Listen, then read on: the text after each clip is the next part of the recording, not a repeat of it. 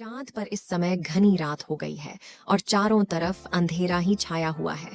लेकिन ऐसे में भी चंद्रयान 3 गजब के कारनामे कर रहा है, जिससे दुनिया भर के लोगों को यकीन नहीं हो रहा है।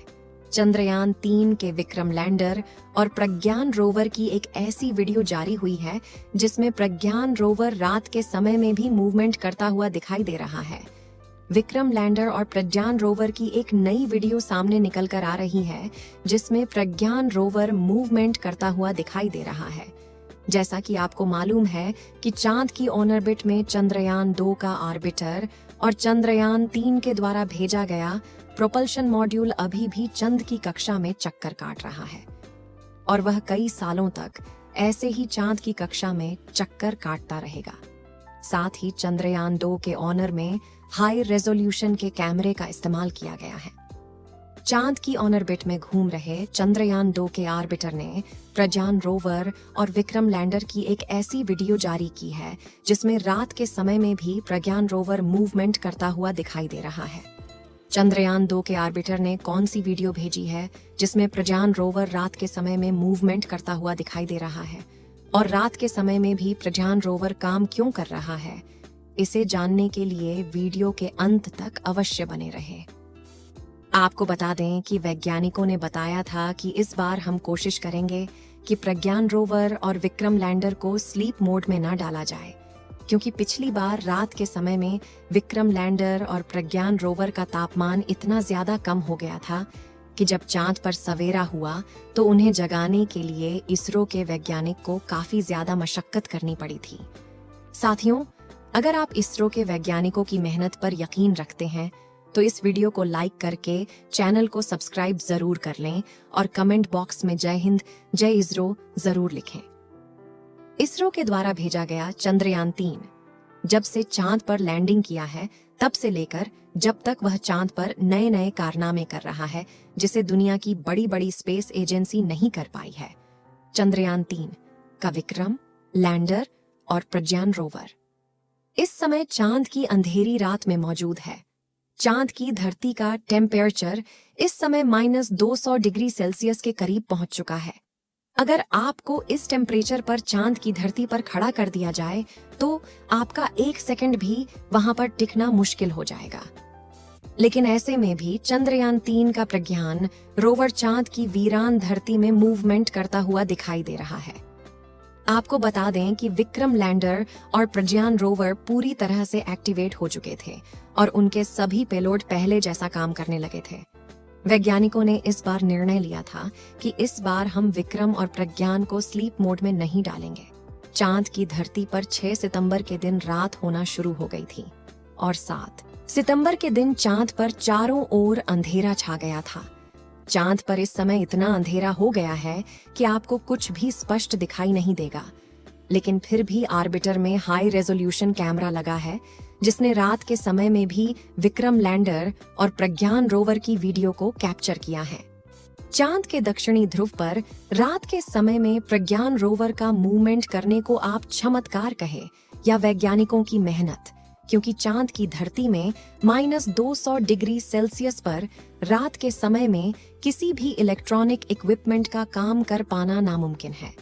चंद्रयान 3 के प्रज्ञान रोवर और विक्रम लैंडर में सोलर पैनल का इस्तेमाल किया गया है जिससे वह केवल सूरज के समय ही ऊर्जा ले सकते हैं और अपनी बैटरी को चार्ज रख सकते हैं।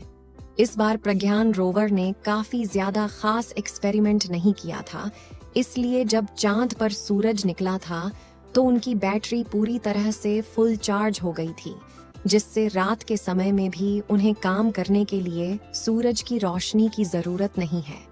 अब आपके दिमाग में सवाल आ रहा होगा कि -200 डिग्री सेल्सियस में तो प्रज्ञान रोवर को बर्फ में तब्दील हो जाना चाहिए, लेकिन फिर भी इतनी ज्यादा ठंड में इनके इलेक्ट्रॉनिक इंस्ट्रूमेंट काम कैसे कर रहे हैं? तो इसके लिए आपको बता दें कि बर्फ जमने के लिए पानी की जरूरत होती है, लेकिन चांद के वायुमंडल में पानी मौजूद नहीं है। केवल चांद की धरती में पानी मौजूद है, वह भी ज्यादातर उत्तरी ध्रुव में मौजूद है। लेकिन हमारा विक्रम लैंडर और प्रज्ञान रोवर चांद के दक्षिणी ध्रुव पर मौजूद है, जहां पर पानी की उपस्थिति ना के बराबर है। इसलिए इतनी ज्यादा ठंड में भी वहां पर बर्फ नहीं जमने वाली है। लेकिन इतनी ज्यादा ठंड में भी प्रज्ञान रोवर में मूवमेंट होना किसी चमत्कार से कम नहीं है। चांद पर 7 अक्टूबर के दिन रात होना शुरू हो गई थी और अब लगभग 14 दिनों तक चांद पर घनी रात रहेंगी और 20 अक्टूबर के दिन फिर से सूरज उगेगा। लेकिन चांद की रात इतनी ज्यादा लंबी होने के कारण यहाँ का तापमान काफी ज्यादा कम हो जाता है और इस बार भी चांद के दक्षिणी ध्रुव का तापमान रात के समय लगभग -250 डिग्री सेल्सियस के करीब पहुंचने वाला है। लेकिन अगर आप लोग प्रज्ञान रोवर के जागते रहने की दुआएं करेंगे तो हो सकता है कि इतनी कड़ाके की ठंड में भी लगातार प्रज्ञान रोवर के इंस्ट्रूमेंट एक्टिवेट रह पाए। वैज्ञानिकों ने बताया है कि हमने इसकी टेस्टिंग पहले से ही कर रखी थी।